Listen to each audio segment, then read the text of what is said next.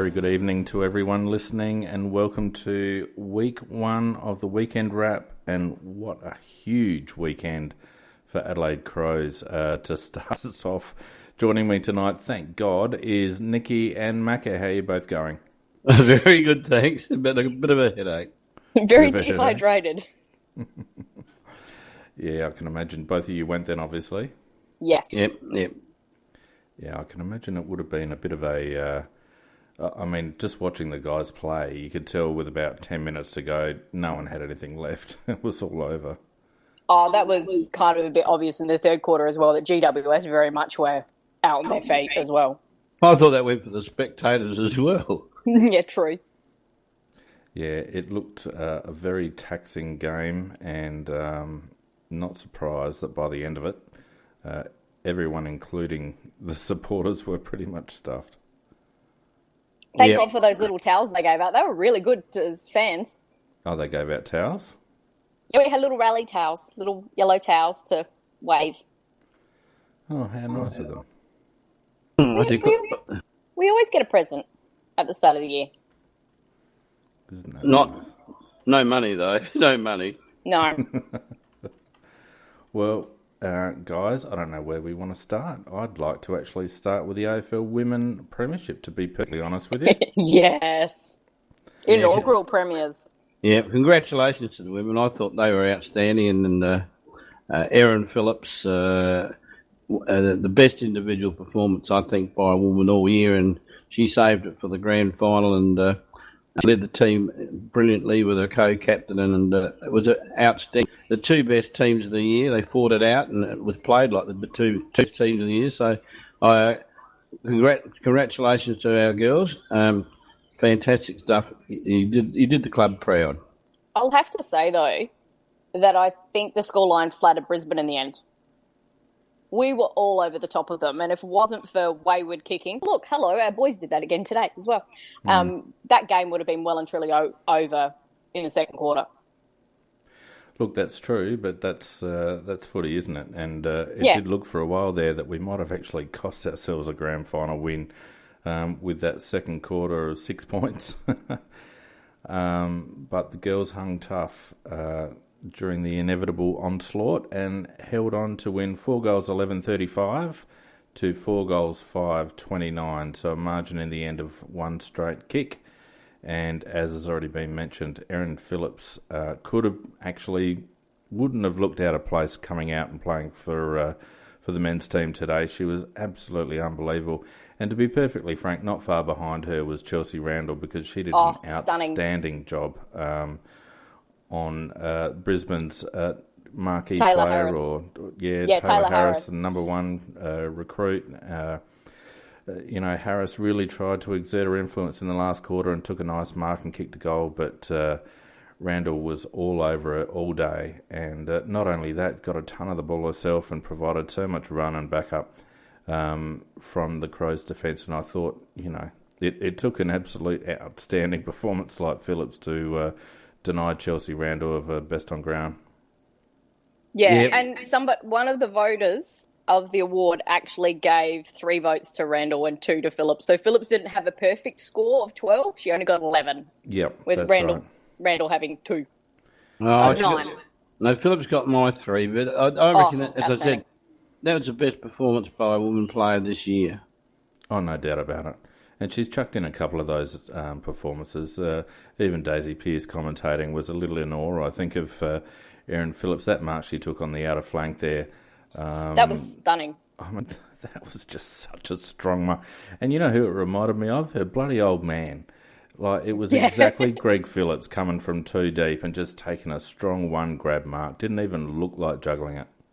Yeah. And I will have to say, while Perkins didn't have the greatest game individually in terms of kicking goals, etc., her presence in the forward line, we did go to her too many times when she was actually trying to be a decoy because she knew 2 players were on her. And I could see at one stage, she's just yelling at her teammates, like, don't kick it to me when there's 2 of them.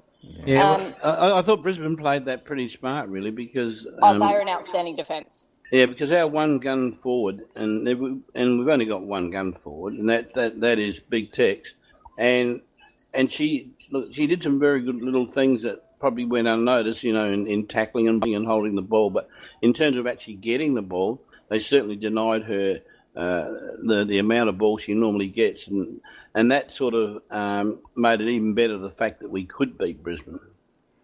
Yeah, and they came out and did what we expected them to do, didn't they? They double-teamed Sarah Perkins from the outset. They got fairly physical on Aaron Phillips, but Aaron was up to that challenge. Yeah, and I actually thought what won us the game, to be perfectly honest, is it's probably the most even Adelaide Crows performance, I think, of the season. I thought our second-tier players really contributed. It was probably Kelly Gibson's one of her better games for the season. I thought Denny Van Hagen was excellent. Oh, awesome on the wing. Yeah. Crammy in the midfield, because we moved Randall back, she started playing the role that Crammery has. And putting Crammery in the midfield, we know she's an outstanding midfielder because she's been the captain of the South Australian team playing in the midfield for the past 6 years. That's right. And I thought that was the winning move by Adelaide. I mean, Brisbane had top moves in standing Big Tex Perkins, but and I think our coach won the day with the midfield move of putting what's her name again?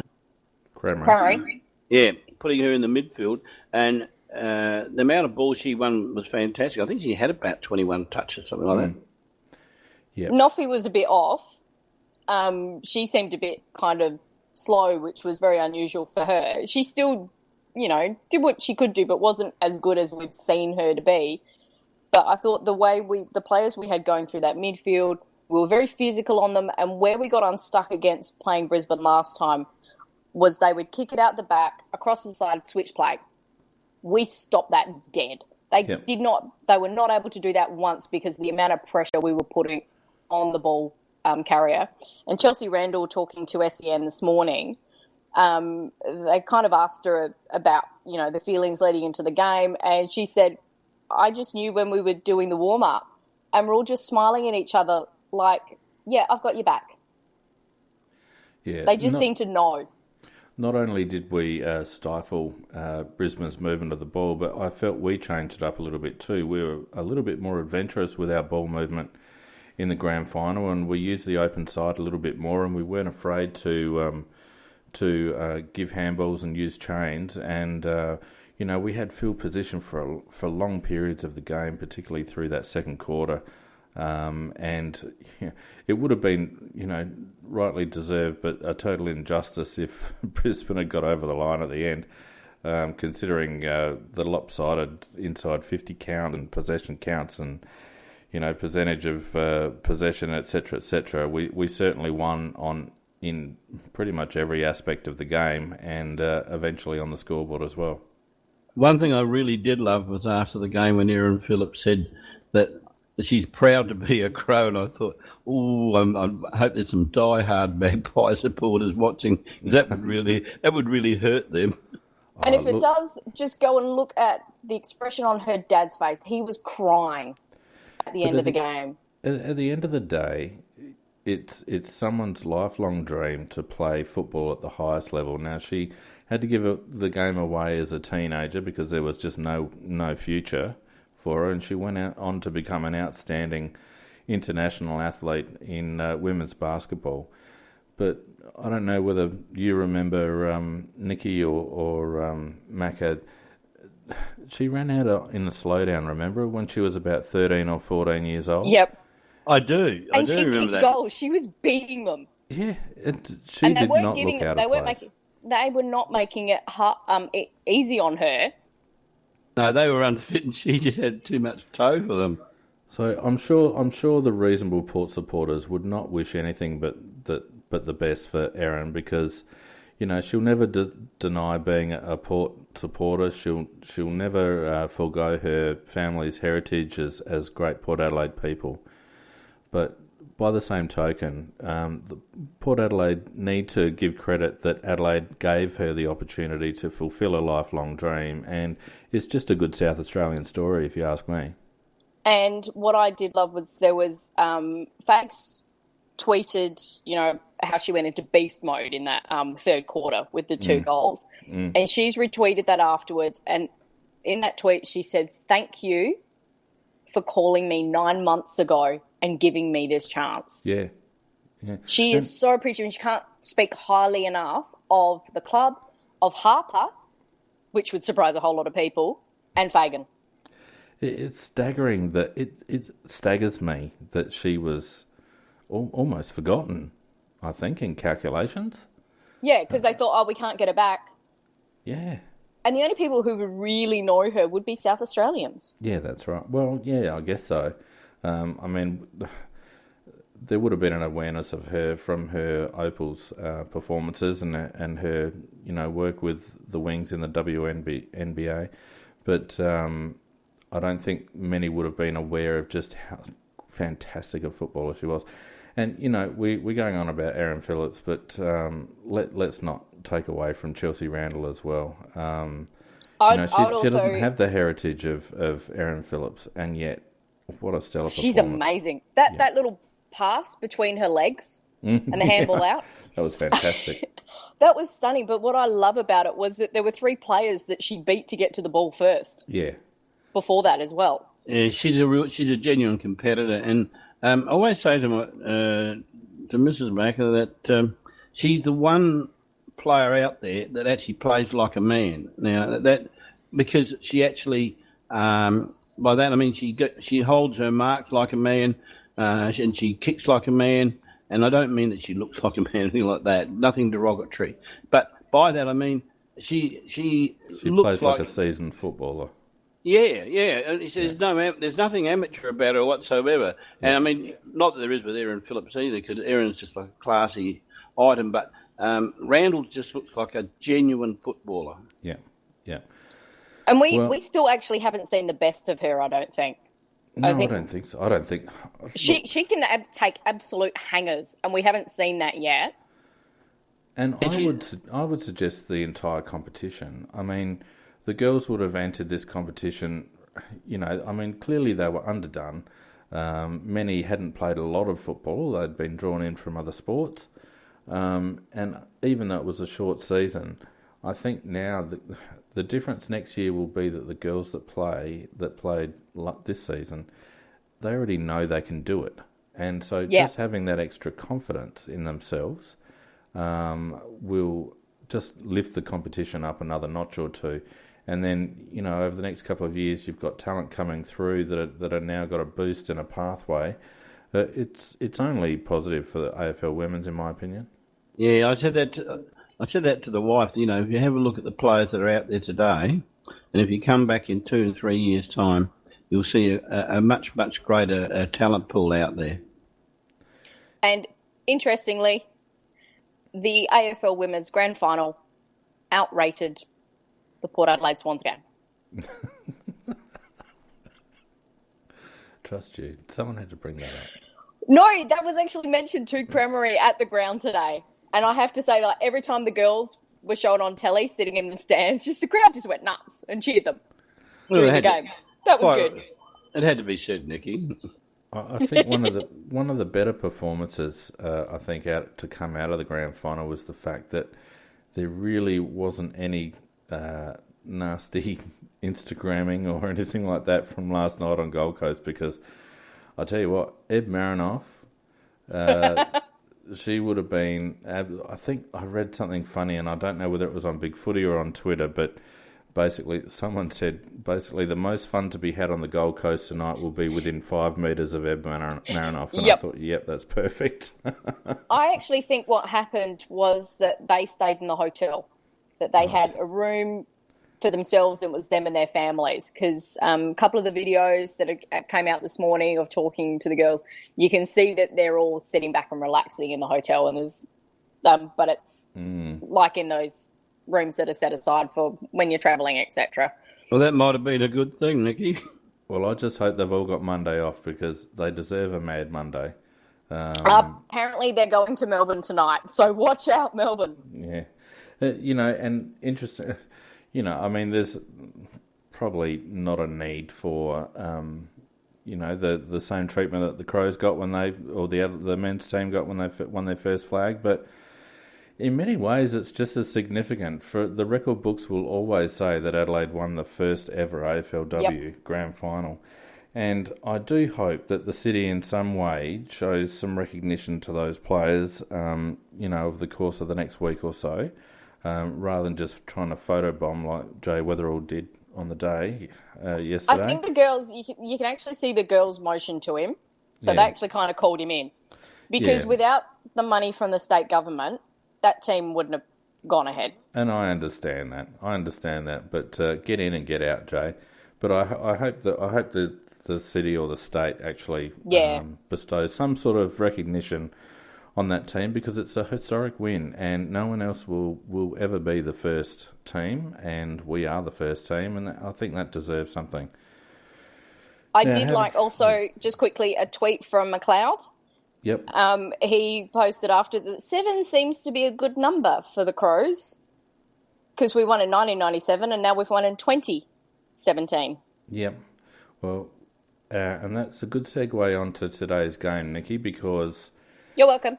A lot of people were saying that that was going to be the only grand final that we played in, let alone win this year, and I must admit were one of them? I was one of those people. And even at halftime, the 3 people that listened to my little halftime show today, I tweeted at you. Oh, did you? I didn't get it. Did you use the hashtag? No, I just replied. Oh my God! Come on now. No, excuse me. I tweeted that I was a little bit busy clapping. There were some women walking slowly around the ground. Well, yeah, probably people were a bit preoccupied today, so I'll take a little bit of comfort out of that. But I was still, even though we went into the break 8 points up, I was still a little bit wary of what was going to happen in the second half, and of all the possibilities, what we saw was not what I expected. The Crows obviously running out 22-15, 147 to GWS, 14 goals, 791 winners, and kicking 15 goals in the second half, thank you very much, to 8 from GWS, and that was 8 straight by GWS. So I think, what did we have? We had 16, that's 37. We had 21 scoring shots to 8 in the second half, and absolutely pants them. Guys, before we get into some stats, what did you make of the game?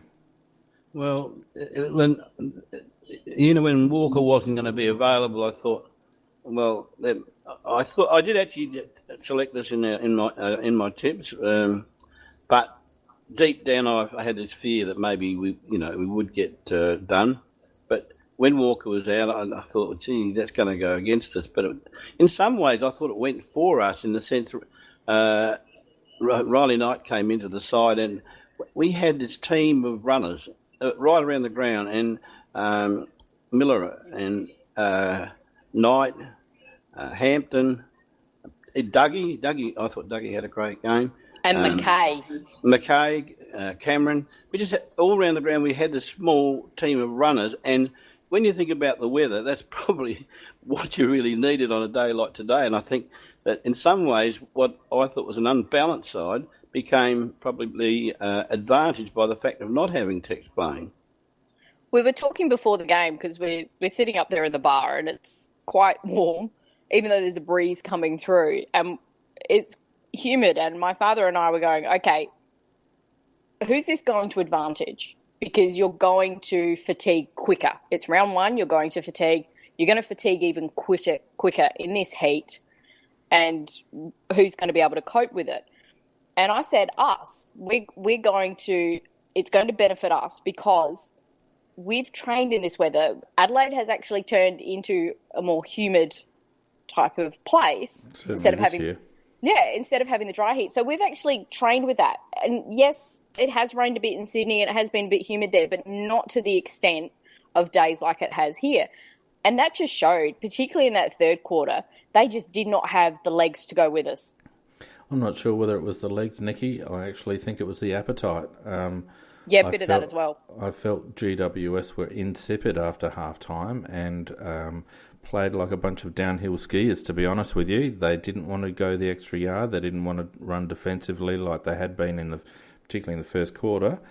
they started to rely on too few and individual efforts. And if I was Leon Cameron, I'd be very, very disappointed with the attitude shown by the GWS team today, because I didn't think they were up for the contest after half-time. No, you are right, because if you look at Cameron's face too, I mean, I saw little bits of the replay, and Cameron's face said it all. That he was furious with his team, and not impressed. Yeah, and you're quite right. They did stop running. Well, not all of them, but there's probably half a dozen. But a lot of the team just didn't really put in. And I thought it was a brilliant coaching move by bringing Jenkins out from full forward and bringing him up higher up the ground and having a much smaller division closer to the goal. Because when Jenkins was down near the goal, Davis had his measure well and truly. And we found it difficult to score. But once Jenkins came up the field, I thought Davis's mobility got exposed, and our little guys just tore them apart around the goals. Well, I felt that early, our setup played into their hands because they were able to double team JJ pretty much and nullify him in the air and block Mitch's run and that. But you're right, Macca, once they did open up the forward lines and brought JJ up and played Mitch a bit deeper and provided some separation for those players, it worked a lot better. I just felt like we worked harder in the end. I was having a debate with my son prior to the game, and his comment, he kept saying, I haven't seen an Adelaide side this quick on paper for quite some time. And it did pan out that way. I don't think I've seen an Adelaide side as quick as the one that we fielded today. I can't remember one ever being this quick. It was quite staggering, actually. I think the matchups as well, we took advantage of that. It was very interesting with Green. Now, we know how outstanding a player he is. He's very annoying. And we either had Brown on him or Laird, and when we had one resting, that's the other one we had on there. And that shows a really good depth in our defence, that you can have two players of that quality in terms of defenders to man up somebody like that. And I thought the coaching was excellent. They were, in the first half, going through the middle. And from about partway through the second quarter, we tidied it up a little bit. And then after half-time, that was destroyed. They were not allowed anywhere near that centre. No, you're right, Nikki. It's a very good observation. We did shut down the corridor, particularly after half-time. It was quite noticeable that we put extra numbers through the middle there and we forced them down the line. Let's just jump to some head-to-head stats before we get into some individuals. These should be nice. Yep, well, we won disposal count quite comfortably in the end, 415 to 349, and it was relatively even at half-time. Our kick-to-handball ratio was 1.2, which handballs were probably a little higher, but maybe that's an indication of a bit of a change in game style for us this year, because we did run and carry a bit, and we didn't mind linking up with handball on transition. We ended up winning the marks. We smashed them in tackles. Our tackling was pretty good, and our overall attack on the ball and the pressure we put on them when they had the ball was outstanding, I felt. Sauce ended up getting done. I felt Sauce tired a little bit towards the end. Mumford got on top probably in the last quarter, but I felt he battled manfully. Frees were pretty even. Now, you watched it on TV, correct? Mm. Those frees that were paid to their rucks, to us, to me at the ground, it looks like Mumford had his hands over the shoulder the whole time. He was hanging on to, and he was instigating the holds, or he was blocking. How the hell he did not have more frees paid against him, I don't know. And I'm with Nikki on that, because I reckon that virtually every free bar one that Mumford got, I thought should really been paid the other way. And at one stage, they paid a ruck infringement, and the GWS player gave it to Sauce. Mm. Everybody started moving the other way because they were sure that's the way it was going to go. Yeah, I found the adjudication of the ruck contest a little bit bewildering, to be honest. I'm not quite sure what he was paying half the time. I mean, Source was concentrating on getting Mumford's in Mumford's line to stop his jump. To me, that's just positional play for a ruckman, and a ruckman is entitled to do that. If you get to the drop zone first, well, you're entitled to own the drop zone. That's not shepherding or blocking. That's just legitimately good ruck work. And I'd like to know. I'd like to understand what they were being paid for, and hopefully it gets some airplay over the course of the week, and perhaps some explanation. Because to me, some of them were staggering. And like you rightly point out, I don't think the players really knew what was going on either. I did love Source's work around the ground, though. He became a link-up player really nicely, particularly from half-time onwards. Yeah, he did a little. I felt Mumford was down. He didn't look fit, to be honest. I don't know whether he was just... I don't know what his pre-season's been like, and I don't know whether he copped a niggle or something during the game, but he didn't seem as ferocious as what we expect from Mumford. He was a little bit insipid like the rest of his team. Let's just polish off these stats. What else do we have here? We won contested possession, 147-130. We had tons more of the ball, so obviously we won uncontested possessions as well. About 50 odd more effective disposals, and our efficiency rating was up where you wanted, about 76. Lost contested marks, but won marks inside 50, which isn't a bad effort considering at quarter time, I think it was 8-1 at marks inside 50, and it ended up being 18-11. Clearances we broke even, which was good, because that was obviously one of the areas that most people felt would get done. And far more 1%ers, whatever the hell that is, 55-34.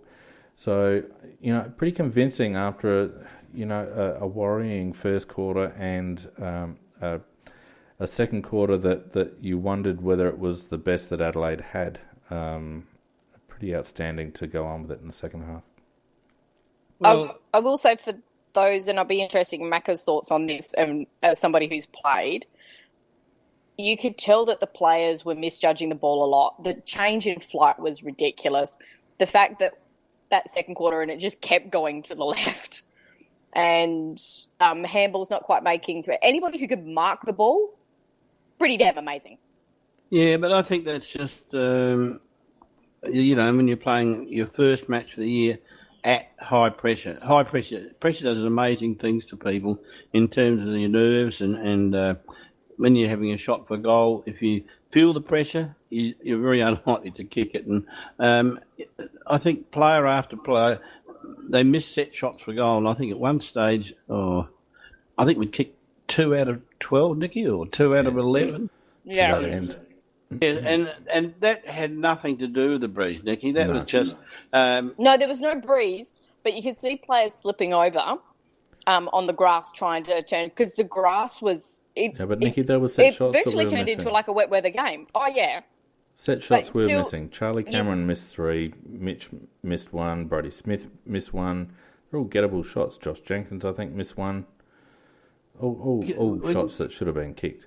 Yeah, we can't be kind to them in that respect. No. I think it's just that they didn't kick what they should have. And one thing I will say is that somebody, I remember saying last season that I could fix McKay's goal shooting problems, just turn him around 15 degrees when he runs in for goal. Somebody must have told him, because he ran bloody straight this time instead of running to the point post. He did too. And he kicked the goal, as you will every time you run at the goal. Yeah, you're dead set right, Macca. I tell you, the thing that I noticed with our goal kicking is it doesn't matter whether we're 20 metres out or 40 metres out or 60 metres out, we don't kick through the ball. We don't, like, if someone, JJ was 20 metres out and the ball didn't go more than 10 rows back, the ball should have been hitting the back grandstand. And the same with Charlie Cameron.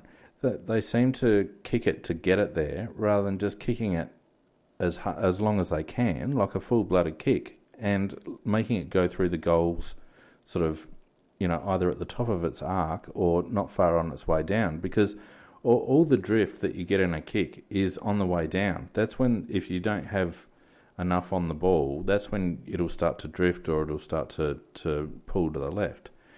If you start the ball straight, it will go straight for the first, half to 2/3 of its carry, and they don't seem to kick the ball bloody hard enough. No, I'd second that. And the other thing too, just always been very conscious as a technician of kicking, that if you don't kick right through the ball, there's half a tendency not to point your toe, but in fact actually to point it upwards rather than outwards. Yep. Well, you don't have a tight instep, and you're not making solid contact with the ball, Max. So it's not spinning, is it? No. And what tends to happen, and Warren Tredrea was always guilty of this, because he used to kick with he kicked with a bent knee, and it has the same result. You spoon to the right. You will always go to the right if you don't kick really hard through the ball and you just raise your toe up a little bit. You'll always go to the right, and that's what they seem to be doing. And you're quite right. If they'd blasted away at it, sometimes you can miss-kick a ball, and I think a very good example of that, Riley Knight's wasn't a perfect kick, but it just went through the goal, right through the middle. Well, Menzel's was another one in that third quarter, last quarter? Third quarter. No, third quarter. Third quarter, same thing. Yeah, he mongreled it, but he kicked it hard, and so it's going to go in the direction that you kick it, and as long as you give it enough, it won't drift or fade or whatever until it's getting towards the end of its path, and if you kick it hard enough, it's already gone through the goals by then. Yep, I'm exactly on the same wavelength with you on that one. Yeah, it boggles. Tex Walker, who didn't play today, is a classic example of that. He babies the ball from 30 metres out. He should be kicking the ball onto the roof. Anyway, some individual stats, and we have King Rory Laird, Awesome. just with a lazy 40, 6 marks, 4 tackles, 4 inside 50s. What else? 6 rebound 50s. Went at 85% disposal efficiency. That's ridiculous. 13. Oh, well, I mean, a lot of his gives are little gives and short kicks, but even so, he makes a lot of those plays under pressure. 13 contested possessions. I think he got 150 odd Supercoach points. Spent 87% time on ground. I mean, on a hot day like that. Nice work, and Rory. he was running hard right till the end, Oh, yeah. which is really pleasing. Atkins, we moved forward in the last quarter because he was stuffed because he'd run hard the rest of the game up until then. So we actually moved him up forward, which is a bit dangerous to have him around that area. But Lairdy was just still running. Yeah, 3 points to Laird, best on ground. Yep. Matty Crouch, I thought, had a really good game in and under, 29 posies, 20 handballs, which is a bit high, but they were quite creative, and we were talking about this during the pre-season, weren't we, guys, that Matt needed to be a little bit more creative and get plays moving with his disposal, and I thought he did that today. 5 tackles as well, 2 inside 50s, 15 contested possessions, and went at nearly 80%. So pretty good game. If you got that from Matt every week, you'd be pretty happy. Hard and brave is how I'd describe his game. I thought he was really brave. Yep. Richie Douglas was a revelation. Was almost like having a new recruit in the middle there. 27 touches. Reborn. The man was reborn. Well, that's what happens when you play a guy in position, isn't it? Funny how an on-baller, if you play him on the ball, he plays really well. Yeah, interesting that. He's done well. 16 kicks, 11 handballs, 6 marks, 1 tackle, 8 inside 50s. So, where we felt we might have lost a little bit in terms of forward 50 entry with Jared Lyons going, Richie and Rory, who we'll get to in a minute, certainly covered that pretty well. Douglas, only the 8 contested, so he was more outside than in, but he was instrumental, I think, and got a fair bit going for us. Charlie Cameron was probably best on ground, except for those bloody shots on goal. 17 and 6, 6 tackles, 6 inside 50s. Just exciting. 14 contested possessions. Unfortunately, 8 clangers. And that's the area of Charlie's game that he's got to fix up. He'll just get better and better the more games he plays. Doesn't he give us something around the pack, though? Bloody hell. Oh, there love was him one, to death. the one off the back of the square, one of the clearance things. He just took it and went. Yeah. And he's starting to back his pace even more. There was a couple of times he got the ball under reasonable pressure, and he started to run instinctively and then realised, well, I've got these guys covered, so he just kept going. I thought it was a good game from Charlie and very, very promising signs, as was Wayne Miller's game. Pleasantly surprised by Miller today. 23 disposals, 13 and 10. I just felt like he showed a little bit more than I expected. And another thing that we've been crying out for, Macca, he stayed in the game for longer, didn't he? Well, I thought he actually was still going as good at the end of the game as he was early, and that is the area of his game that had to be improved because last year he used to have very good first halves, and then you wouldn't see him in the second half. But I think he's in for a very good year, and he does add something because he's a really thinking footballer. He's got great vision when he's got the ball in his hands. They covered him in the first quarter. They covered him quite well. We'd give the ball to him, but he then was able to get some nice linking handballs going initially, which I think kind of brought him into the speed of the game quite well. Yeah, and what I like about him, he doesn't mind backing himself to get around a player either. No. And the longer he plays, the more he's going to provide us with that zippy option. And when you combine him, Charlie Cameron, and hopefully Curtly Hampton, if he comes on the way he appears he might, we've got some very agile, nimble players with a bit of toe going through that middle. And, I don't think today was the ultimate test because I think GWS were coming off a shortened pre-season and just didn't seem to have the appetite for it. So I want to see a trend, but certainly promising signs. And the other guy I feel whose game was possibly a bit underrated was Atkins. He had the 19 touches, 14 and 5, but he had the 7 tackles and 10 inside 50s as well. Yeah, I was going to say the inside 50s, his delivery was superb. Yep, and I loved that goal on the run. He just looked behind him, saw it was Mumford, and went, I got this. Yeah. Well, yeah, although I would say with Atkins, it was 3/4 of an excellent game. Because he disappeared, I think it was the third quarter, and then he disappeared. And I was thinking, gee, he's faded badly after an excellent start. But then when he reappeared, he reappeared in lumps. Of the rest, Mitchy McGovern, please sign him. Please hurry up and bloody sign him, for God's sake. Oh, God, it was that goal. Oh, my God. He meant that. Oh, yeah, no doubt about it.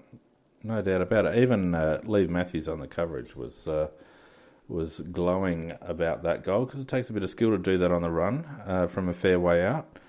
I thought Troy Menzel worked himself into the game after a slowish start, and his defensive pressure is really good.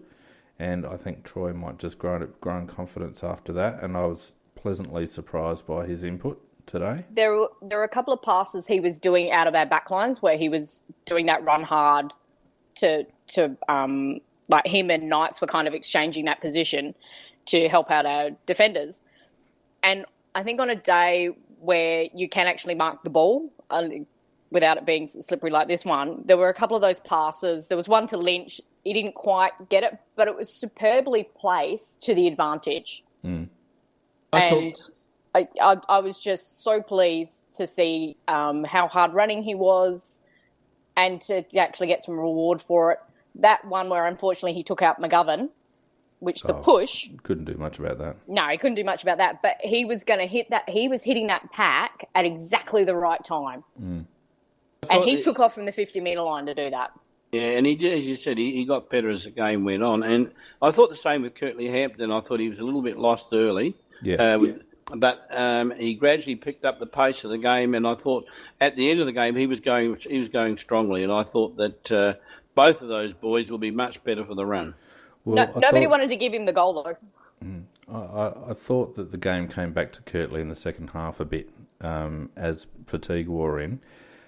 He only had 72% time on ground, which was only one better than Riley Knight, and I felt like he still needs to. I was listening to Pikey's pre-match interview, and he was saying, one of the challenges for Kirtley was to build an engine, and he's still got some way to go on that, I think. And no sterner test than today in 34-degree heat and 6,000% humidity.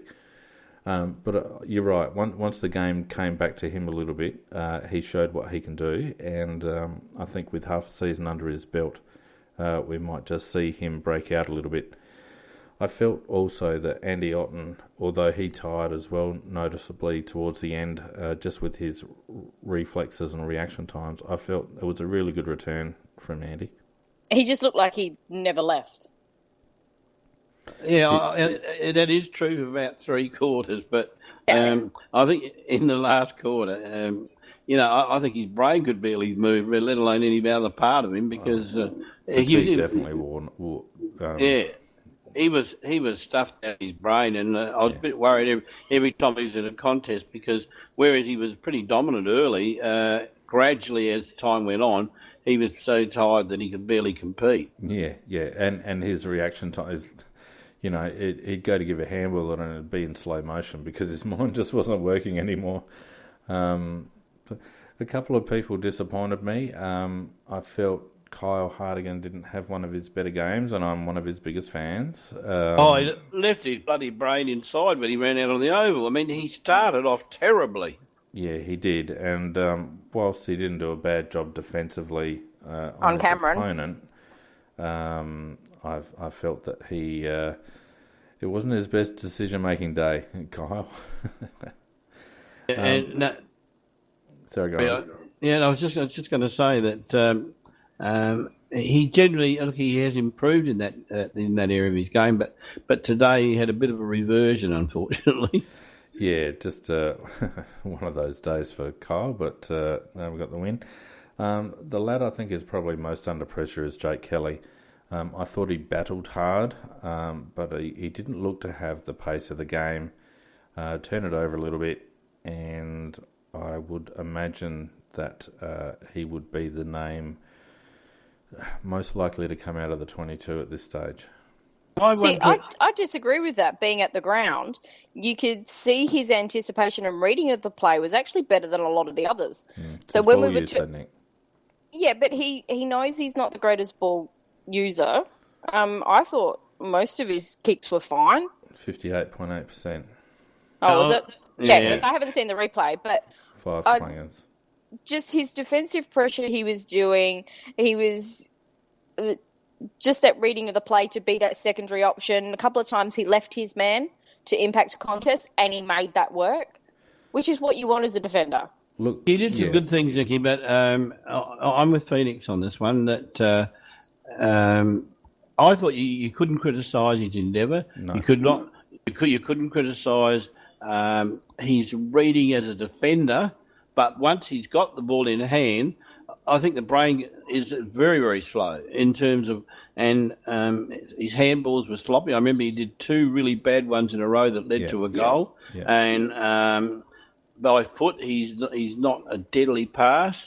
I think that he wasn't thrashed on a one-on-one basis, but he does cause a little bit of problem with he's not the perfect disposer of the ball and not the quickest thinker in the game either. I think if you didn't have alternatives, you'd certainly be comfortable persevering with him because he's not the worst.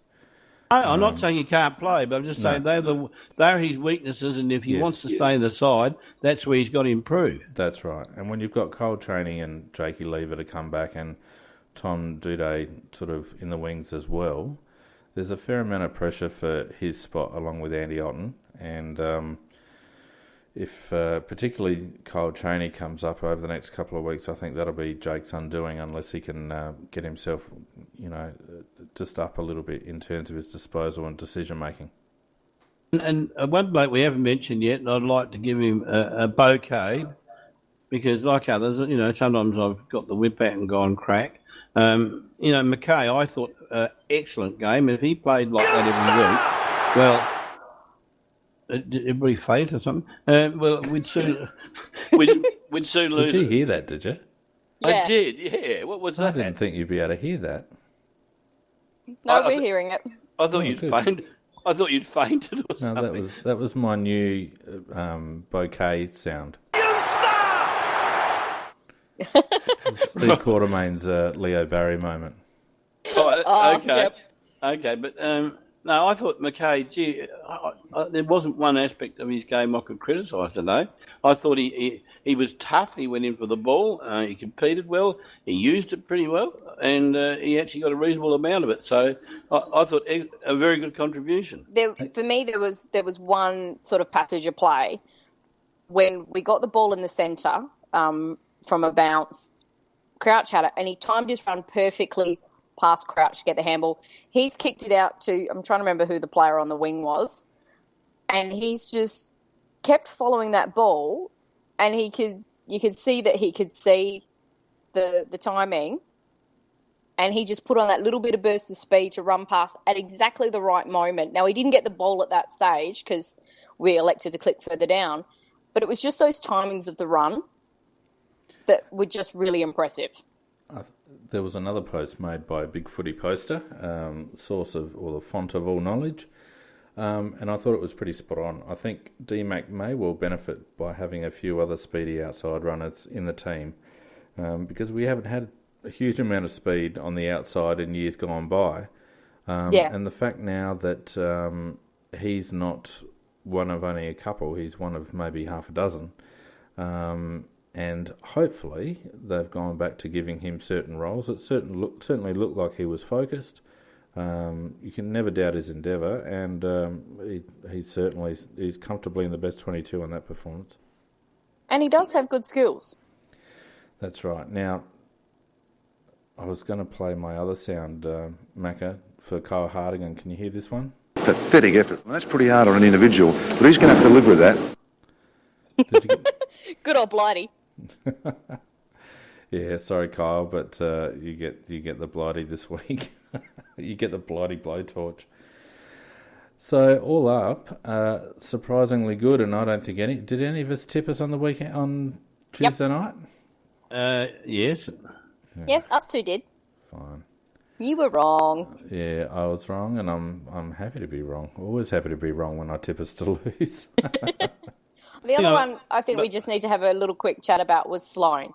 He wasn't back to his normal usual self, but he was up the speed of the game. And in that second quarter, he just kind of went into beast mode in terms of just bullocking and saying, no, we're going to move the ball forward. I don't care who's in my way.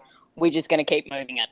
Yeah, he certainly got us, worked hard to get us back into the game. No doubt about it. And you're right, he wasn't in beast mode. I think he was a bit conscious of his eye socket. There were a couple of times where you would normally expect Rory to go. He didn't go. But, God, he goes often enough. He still had 13 contested possessions out of a total of 24. So, Rory's average game is a lot of other players' good game. So, 9 clearances. His role.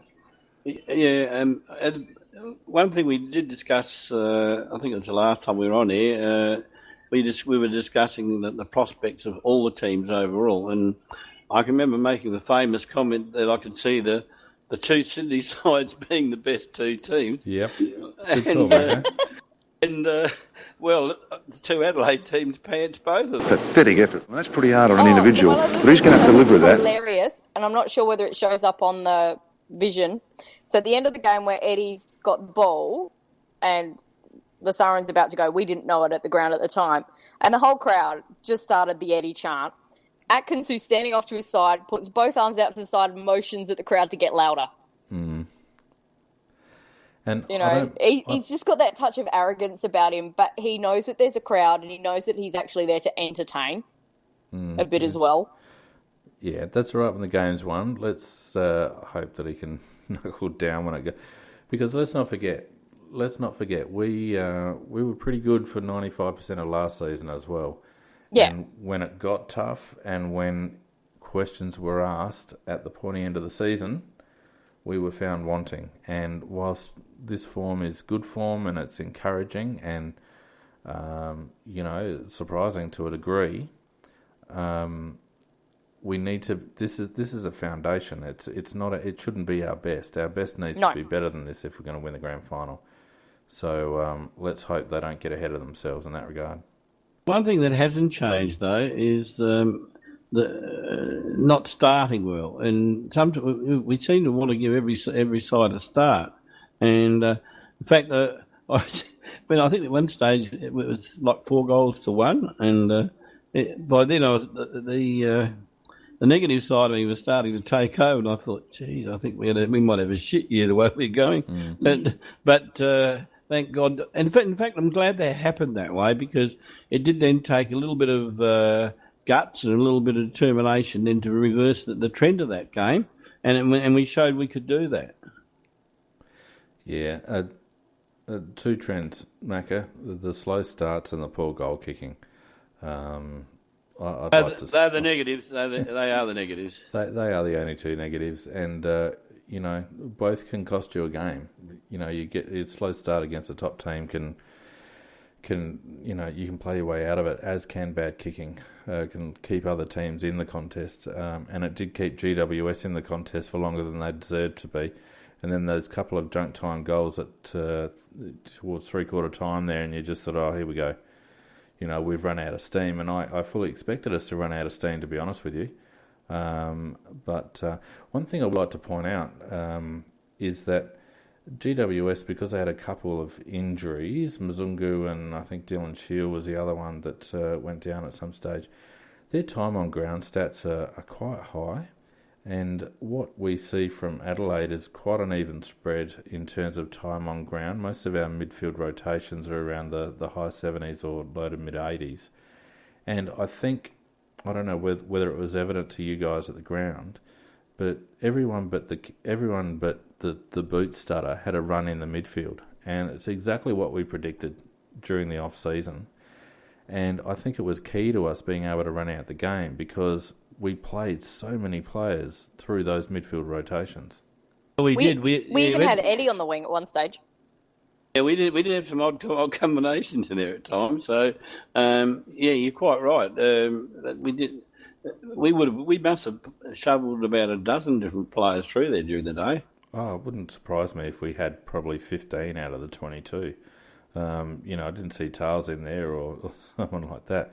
But everyone who wasn't at all basically had a run through there, and it was quite noticeable, because you're right, Nikki. We did have some weird combinations in there at stages, but it's obviously the way we've trained over the off season, and I don't mind it. The other thing I want to raise is that I remember posting in Big Footy about 4 years ago, we can never ever even get one single quality, fast, Indigenous player like other teams can. And I reckon we've got 4 in there at the moment. Well, we've got enough. We've got our fair share. We've got Cameron, Betts, Hampton, and who's the other one? Millerer, Yeah. That's right. So, and they are... Man who takes the ball at a pack, looks at 3 players around him and goes, I could just walk past all 3 of you. The one thing I noticed about GWS is they looked a little bit heavier this year. Was that my imagination? No, I reckon they did too. Look leaner. We did look leaner than them. I thought they looked heavier. They looked bulkier than us. Yeah, they did. That's, and I wasn't sure whether that was because we look light, and I think it might be that, or whether they look bulkier. But if I was a GWS supporter, I would have been very disappointed with their effort today, because, as you said, Phoenix, they didn't really turn up. No, they didn't. But it makes you wonder whether their focus over the off season has been to build up bulk, and it would be an interesting if that was the case, because scoring has been pretty high. We saw Richmond kick 132 points. We saw Port kick 110. Melbourne kick 120, and West Coast kicked 136 this afternoon, and we've kicked nearly 150. Now, we've been a high-scoring team for a couple of years now, but the trend seemed to be, certainly in round 1, of a far more aggressive style of ball movement and a far greater focus on scoring and maintaining field position up forward. And, if GWS have bulked up to try and play a contested ball type of footy, they might actually end up coming unstuck. Well, they're certainly, if they're going to be or maintain anywhere near favouritism for the flag, they're going to have to play about 100% better than they did today. Well, they got Gold Coast next week, so on form they shouldn't be troubled too much by Gold Coast, who I thought were a little disappointing against Brisbane, and that probably segues in, unless anyone's got any final words on the game. Just the last comments were, it's always nice to win your first game of the year, but to win it by as much, that's even better. I certainly went from thinking we might go 2-3 in our first 5 games. I think Hawthorn are right for the picking next week. I think they're stuffed without Sammy Mitchell and Jordan Lewis. And then it's a couple of easy games. Well, Port's never easy, but then we've got, I think, Gold Coast... Essendon. And Essendon Gold Coast. So we could be 5-0. And that leads us into just quickly the other results from the round. We had Richmond getting up over Carlton. We had the Bullies. Who were currently second on the ladder. Yeah. Who'd have thought that? Yeah. Well, round 1, they throw up those silly things. Brisbane's in the top 8. Who would have thought that? The Bulldogs eventually won over Collingwood. I thought Collingwood might get the chocolates there, and they were in it for long periods, and their midfield is going to cause trouble to people during the season. Their midfield was outstanding watching that game. They just can't kick goals. Yeah, they've got players there. They just need to figure out how to... It's a very young forward line. But they have probably the best midfield in the comp and not much else. I think that's their problem. Yeah. I mean, they've got what's his name down back that's come back after a couple of injuries. Reid, Benny Reid, and then they've got Fasolo up forward and the young tall lad up forward as well. Cox actually did some nice stuff. Yeah, he's a work in progress. You wouldn't expect too much out of him. Port, surprising winners, and I have to say they were frenetic against Sydney. It was a really good performance. Sydney looked about 3 weeks off peak fitness, to be honest with you.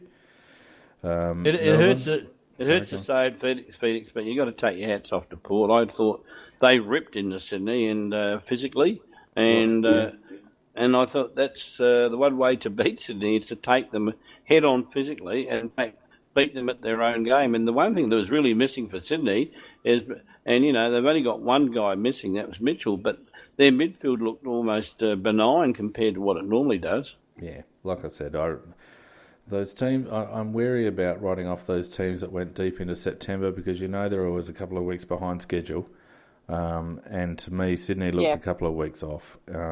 And Port, to their credit, they won with a work rate and physicality, and good to get one under the belt away at the SCG. Melbourne had a good win from behind, Goody's first win for the season, coming from behind. Just ruined my tips that day.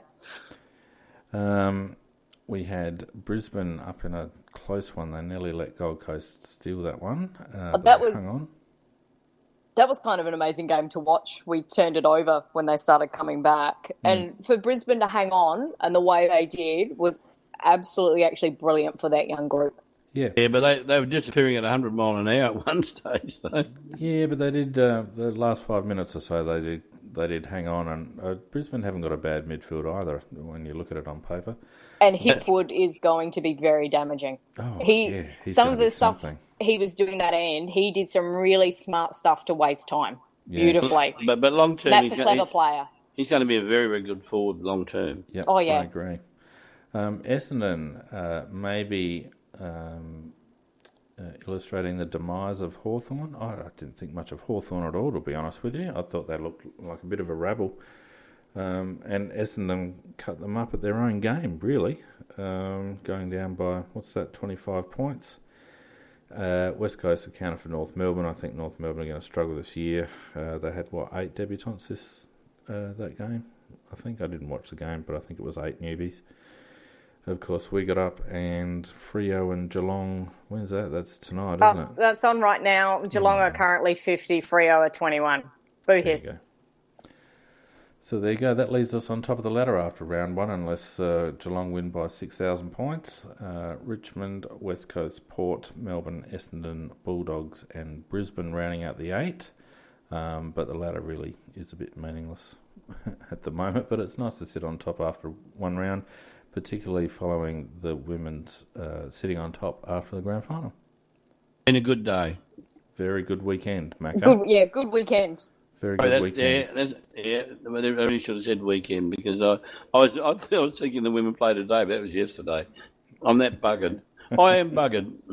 And also I do love the sense of occasion from the club for when the women came out to walk around the ground at half-time, John Farnham starts playing over the loudspeaker. It's like, well done. Yes, well, on that note, I'm a bit buggered too, Macca, so why don't we just call it a night? I've got a replay to watch. You've got a replay to watch. So we've got, for those people listening in tonight that might not have been aware, we had a halftime show today, the main break. So we'll keep that going during the season and build on it as we go along because it's a bit of a work in progress. But it was good to get the first one out of the way. We've obviously got Tuesday Night Live at 8:30 on Tuesday night with our regular panel. We might see if American Crow or someone else might like to come on Tuesday night just to mix it up a bit. And on Tuesday night, all the best for Erin Phillips and Ebony Marinoff in the the Rising Star and the Best Player Awards. Yep. And the All-Australian team as well. Absolutely, we should have a couple in there. And then on Thursday night, of course, we've got Scorpus's Thursday preview.